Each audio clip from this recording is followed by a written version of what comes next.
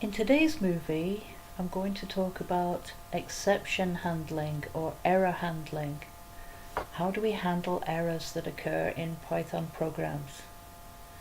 Now, there is a good reference here, errors and exceptions, and you'll find this page at this address, and I've placed that address in the code here in a comment, so you can go and look on the Python Foundations tutorial page on errors and exceptions. It talks about syntax errors, exceptions, and later on it talks about handling exceptions. So today I'm going to show you how to handle exceptions in Python programs. And let's see a program that is syntactically correct. So the syntax is good and the program runs, and there will be no error as long as you enter a number. So we're going to enter a number, and it then prints out the number you entered, which is great. So the program has no syntax error. But what happens if I enter, instead of a number, I enter a word? Well, we get an error message here. Now, Python has thrown an exception. An exception is an error. There was an error because we entered a word instead of a number, and the Python could not continue. So at this point, in the point where there was an error, Python throws an exception, and now an exception is basically an error object, and errors have different types. Now this particular one is called the value error exception, and this is an error in the value that was entered. An invalid literal was entered for the int function, and here is the offending word that was entered. Now Python crashed at this point. This is crashing when the program runs. It's called a runtime error. It's an exception. It's exceptions can be handled in a program so that the program can continue without crashing and giving a red error message. So I'm now going to show you how you can catch that error and continue elegantly with your program. So let's close this shell, and now I'm going to paste exception or error handling. Now what we do, we use the try except construct, and we place that in a while loop which is going to continue indefinitely. It's an infinite loop. So while true means that this particular statement will execute forever until Python encounters the break statement, which will cause the while loop to exit, and execution resumes at the line after the while statement. Now this is all one big statement. It's a try except statement. It's a bit like an if and an else, and here we have the keyword try followed by the colon, and here we have the keyword except followed by the colon. These are two clauses that belong to the exception handling. Now in the try clause we place the code that we want to try, and we want to enter a number here. Once the number is entered, and if it's correct number, if there is no error, then we want to break out of this loop and then print out the number. However, if as a result of running this code the user enters a word like red, then this will throw an exception, an error. Now in this case, if there is an error here, Python resumes execution of the except clause. It'll come down to print that was not a number, please try again, and because we're still in the while loop, it will go back up to the top to the try clause and repeat the statement again. Now if there is no error and this executes completely, then The next statement is a break statement, which will then break out of the while loop, and execution will continue at this line here. So let's see this one running. Okay, this time I'm going to enter a word, and it's telling me this is not a number, please try again. Notice it hasn't crashed, so let's have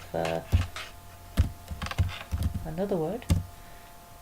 Still has not crashed. A letter. So this will continue forever until I enter a number, and then after successfully entering a number, it goes down to break out of the loop and then prints the number that I entered. This is exception handling or error handling in Python. We're using the try, except keywords, and the try statement is always accompanied by the except statement. They work in a similar way to if and else, and they're indented to the same level. They both have a colon after the keyword, and this in the try clause, you put the code that you want to try, and after the code you'll put a break. If everything is run successfully, it breaks out of this loop and continues. So this is how you would ensure that a user does enter a valid number and does not cause the program to crash if they enter anything different. And we use exception handling when we're handling files. Now I've got another example program that I can show you now that shows you how to use exception handling with files. Now, for example, let's say I wanted to enter the name of a file. Let's have file. Let's get rid of this for now. Say I want to enter the name of a file, and I want to open that file. Okay, so let's have a file name is input, enter the file name. Okay, and then we're going to open that file. So I'll call it file is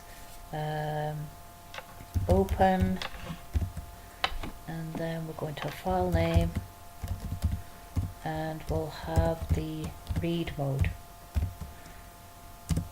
and then we'll read a line of the file into a string. So that's a file dot read line, and then we'll print the string that we've just read, and then we'll close our file. Okay, now this particular program is stored on the desktop, and if we look at the desktop, you'll see I've also got stored a file called and.txt, and and.txt contains this text. Time now is actually 10:31 AM, so I'll change that to 10:31. I'll save my file, and there is my file on the desktop. Going back to my code, let's run this code, and ask me for the file name. I'm going to type and.txt, and there it is. It opened the file and read the first line of the file and printed that line out. And you can see, if you look at the file, the first line is "and was here." Okay, so this works. Now this is all very good, but what would happen if I didn't, or if I entered the name of a file that did not exist? So let's try running this one again, and this time let's type Dawson.txt. Okay, now I've got a big red error message. I've got an error, which is the file not found error. Couldn't find this file, Dawson.txt. The problem was on line 9, where I tried to open that file. So how can I use exception handling to handle the case where a file may not be found? Okay, well let's do what we did in the last code. And here I've got a program that I made earlier, exception2.py. So let's close this one, and now I'm just going to start idle up again on my system, and I'm now going to open the file called exception. I need to go to the desktop, of course, and open this file. Okay, there it is. Let me just close that shell. Right, now this time I'm using exception handling to open the file. If the file does not exist, it's going to throw an error, an exception, and we'll come down to execute the except clause, which will print that file does not exist, please try again. We'll go back up to try again.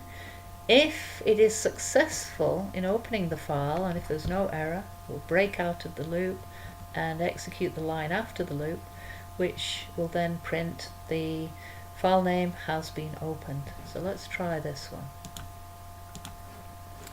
So I'm going to type in Dawson.txt. We know that one does not exist, and it says that file does not exist. Let's try again. Let's look at the code. Let's look at the output.